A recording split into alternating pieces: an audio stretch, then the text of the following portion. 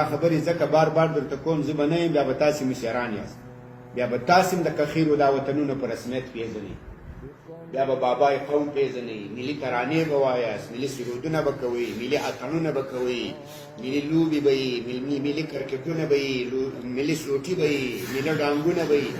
بیا به کخیرو ختمونه ورته کوئ شی به کوئ وزیر صاحب به اعلان وکړي چې ملي لوبه روانه ده چې شی وکړئ ختمونه وکړئ په جوماتو په مدرسو کې به ځنګېږو الله دې فتح ورکړي دې اتلانو بوتلانو ته اعلان به کېږي رسمي کخیرو څرنګه رسما به اعلان کېږي په مدرسو کې به داسې ختمونه ورته کېږي تاسې غم مه کوئ او په فلسطینو په باجوړو په سواتو په بلوچستانو په وزیرستانو په دنیا په سومالیاو په نورو ځایو په چچنیان ګوشتیا سنکیان کو په دې کې په مسلمانانو باندې به ظلم کېږي حلالېږي به سوځېږي به موږ کرکټیان د سوټو والا به ور خبره موږ به د سوټي والا ته اتل وایو هغو ته به مبارکي ورکوو دومره سړی خفه سي چې موږ څونه غرق یو موږ څومره بې خبره یو موږ څومره د کافرانو د تبلیغاتو د دې تر تاثیر لاندې راغلي یو ګورې دا غربیان ډېر غلط خلک دي دا په یو شي باندې مصرف وکړي پیسې پرې باندې ولګوي بس ځکه موږ وایو دا ډېر ښه شی دی سامري خوسی جوړ کړو که نه کړو جوړ خلکو ورته سجدې کولې ولې ورته سجدې کولې هغه نه پوهېدو دا خوسی ده نو ولې سجدې ورته کولې هغه یې له سرو زرو له سپینو زرو نه جوړ کړی و له څه شي نه جوړ کړی دا خو درته معلومه ده که هغه یې له څه شي نه جوړ کړی سامري چې و هغه دغه د غربیانو غوندې چالاک سړی و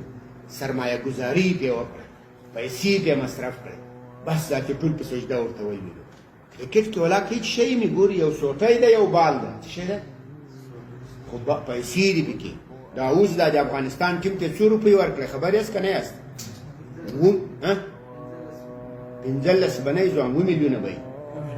7 میلیونه ډالر یې ورکړو او د هند څخه ورلډ کپ یې وګټل هغو ته 2.5 میلیونه ډالر ورکړو څومره دا اوس دغه ذاتې د سامري خوسی شي چې ټول پورته پورته ورته غورځو اتڼ هم شروع کړی دا څونه ښه شی دی د نبي نه منو د قرآن نه منو د شریعت نه منو خو بس دا د سامري خوسي ته په سجده پراته دي ځکه سرمایه ګزاري پرې وشوه شی پرې وشوه بعضې خبرو باندې سوچ کوئ او ګورې دا ځکه بار بار درته وایم تاسې به سبا ځوانان یاست تاسې به علما یاست تاسې به لوی لوی خلک یاست تاسې ته بیا شاګردان ناست دي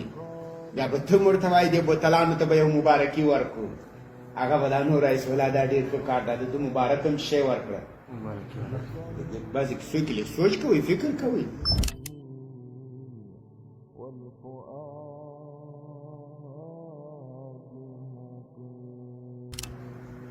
یقیني ناتب هغه خلک به دې ټول غافل کړي د فلسطین له شهیدانو چې به بې خبره یو د ما ورور شهید کېږي د ما خور شهید کېږي د موږ خور شهیده کېږي که نه شهیده کېږي یهود ظلم پرې کوي که نه پرې کوي قرآن وایي انما المؤمنون اخوة خو دغه د ته بې خبره یې نه یې خبر ځیني ولې درک دې کم ده سیاسي او تاریخي او علمي درک دې یقیني کم ده او دا ولې ګورئ په دا ټول دا مکتبونه وایي مدرسې وایي تاسو د سیاست کوم کتاب لیدلی لیدلی نه قاضي د حمدالله د میبوزي د جز لا تجزا د هیولا ده کینه لیونه یا دا والا کې جز لا تجزا یا هیولای قرار کړی ده زاړې کسی د راخېسي د پلانې دسي وایي ارسطو دسي اوس راسه انګریز څه وایي امریکا څه وایي یورپ څه وایي ولې مسلمانان داسې ټوټه ټوټه دي تاسو خو لږ صبر وکړئ دا ټولې خبرې به واضحه سي دا سیاسي درسونه موږ ځکه نه وایو بیا خلک هوښیارېږي بیا ټول خلک په خبر باندې پوهېږي بیا اول په ما اعتراض کوي اول په ما اعتراض کوي اوس خلک دغسې شودهګان وي کرکټ ته هم ډول را ایستلی پورته پورته غورځي سوټي ته هم بول په دې باندې په پسو باندې که حکومت کېږي که په سړو باندې که حکومت